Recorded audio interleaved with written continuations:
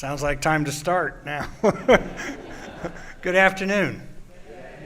Welcome to First Congregational Church of Norman, UCC. I'm Robin Meyers, the fearless leader of the Holy Envy by Barbara Brown Taylor. If you look right where you picked up your hymnal and your bulletin, there's a sign-up sheet there. And if you will sign up and let us also know whether you'd like to buy your book at the local Norman bookstore, that would be helpful.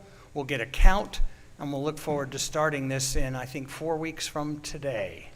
Okay? Now, this is a sad Sunday in a way because this is Neil White's last Sunday with us.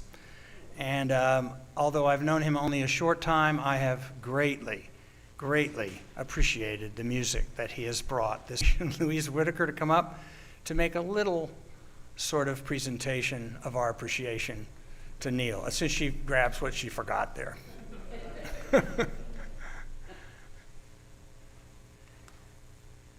And Neil's family is here as well, so we'll share that also.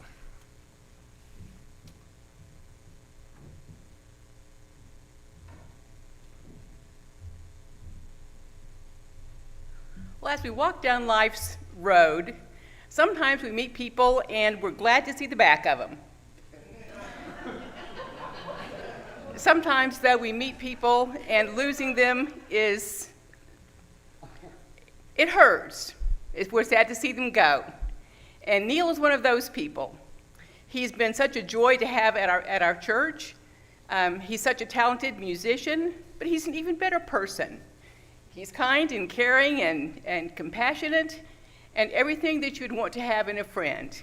So I know that even though he's not going to be playing here anymore, he's still going to be part of our lives, and we wish him the best. And as a token of our appreciation, you're welcome.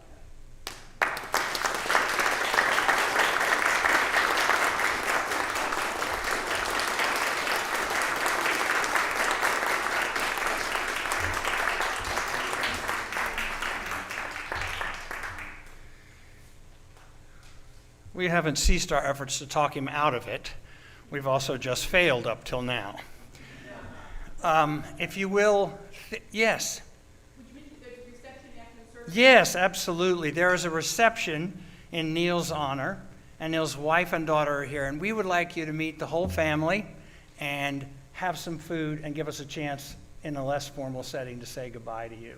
Okay? All right. We ring the singing bowl to get ourselves ready for worship, just to calm ourselves, to concentrate on being here and not somewhere else, and preparing our hearts and minds for worship. I'm going to try to do this a little differently today, and if I fail, well, you know. So here we go.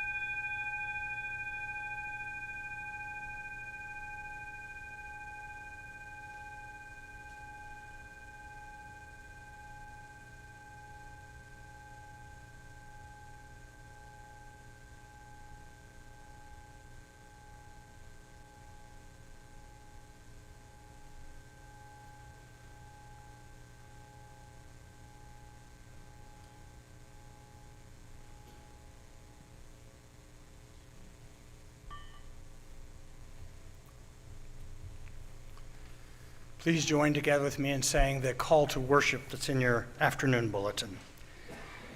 Mystery of mysteries, we do not know your name. Holy of holies, we cannot fathom your splendor. Deep beyond deep, we cannot to know what we cannot express. Amen. Let's bow our heads together. Lord of life, we feel as if we are always holding our breath these days, waiting for the next shoe to fall. It seems shaky, and the price of everything is higher. And this makes even more people anxious about tomorrow. The weather grows more extreme, and we know why. So we worry about our kids and grandkids and great-grandkids, and all those who will come after us, and will surely wonder, what were we thinking? We seem so impossibly divided, no longer able to sit down and talk to each other as members of the same human family.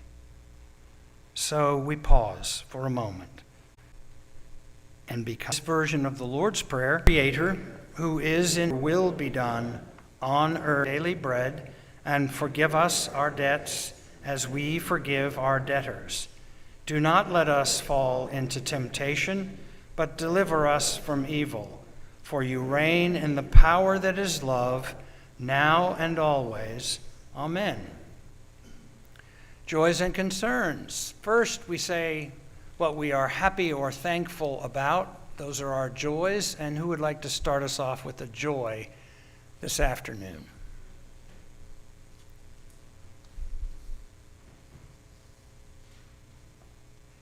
Do not be shy. Be not shy. It sounds more religious. Be not shy. Bring unto us your joys. Lloyd.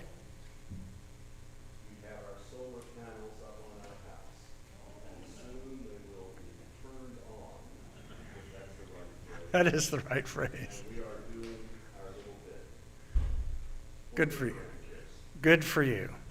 This is my close neighbor, of course, and so for becoming an independent energy producer, may the people say, thanks be to God. Yeah, and I'm grateful for what I get to see up here, the light passing through these stained glass windows, which are wonderful. Aren't they, Leanne? They wonderful. Leanne Dalkey loves these windows. Yes.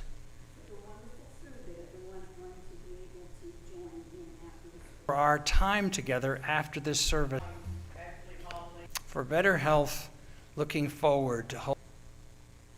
Let's bow our heads and think of a name, a place, or a situation that we might say aloud that needs the prayers of this beloved community.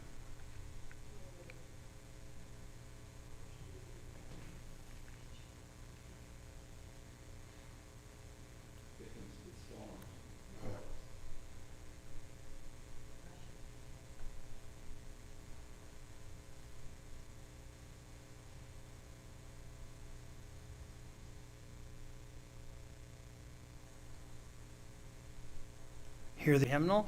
It's called Bring Many Names. It's number 11. If you're able, please stand and we'll sing it together.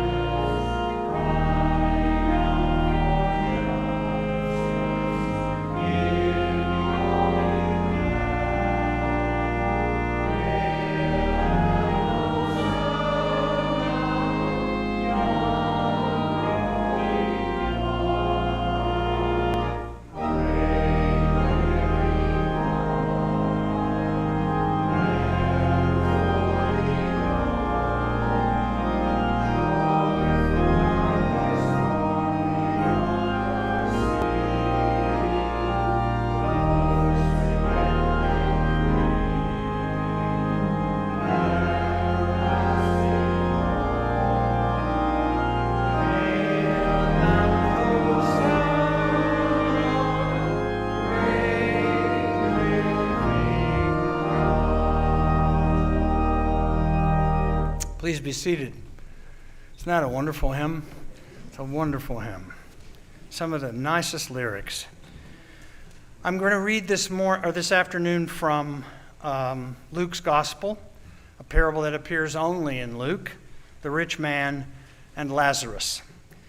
This is the 16th chapter, verses 19 through 31. A rich man who was dressed in purple and fine linen and who feasted sumptuously every day. And at his gate lay a poor man named Lazarus, covered with sores, who longed to satisfy his hunger with what fell from the rich man's table.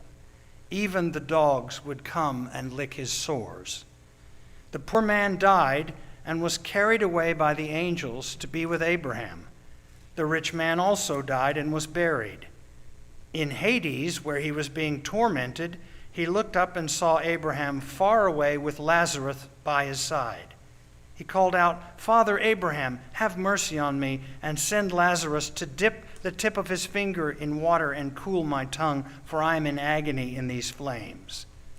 But Abraham said, "Child, remember that during your lifetime you received your good things, and Lazarus in like manner evil things. But now he is comforted here, and you are in agony. Besides all this, between you and us a great chasm has been fixed, so that those who might want to pass from here to you cannot do so, and no one can cross from there to us." He said, "Then, Father, I beg you to send him 5 brothers, that he may warn them, so that they will not also come into this place of torment." Abraham replied, "They have Moses and the prophets, they should listen to them." He said, "No, Father, them from the dead. They will elected officials who claim to read the Bible and love Jesus." Found only in the Gospel of Luke, it continues the theme of the radical reversal of fortunes, where the first shall be last and the last shall be first.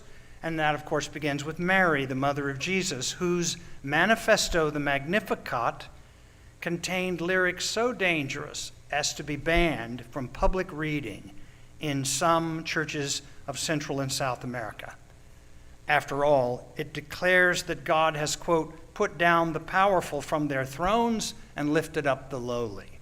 He's filled the hungry with good things, and get this, sent the rich away empty." Obviously, which I'm sure you've heard, is Latin for rich man, and often leads people to think that Dives was his actual name, requests that Abraham send him as an emissary to his brothers so they may be spared his fate. The answer is no. It would be hard to imagine a more relevant parable than this one, where the gap between rich and poor in our own country has never, ever been greater. And there are people in my neighborhood in northwest Oklahoma City who are out on the street begging every single day. The reality of the poor waiting crumbs to fall from the table is taken straight from the first century, but remains a seemingly permanent phenomenon around the world. Well, now, the rich would be day trading, of course, now on their cell phones as they whiz by the poor in their Lamborghini, but this much has not changed. In those days, it was widely believed that wealth was a sign of God's favor and poverty a sign of assumed that the rich man was evil or that the poor. On the contrary, wealth in the ancient world was often viewed as a sign of divine favor, while poverty was viewed, as I said, as evidence of sin. Smith Barney,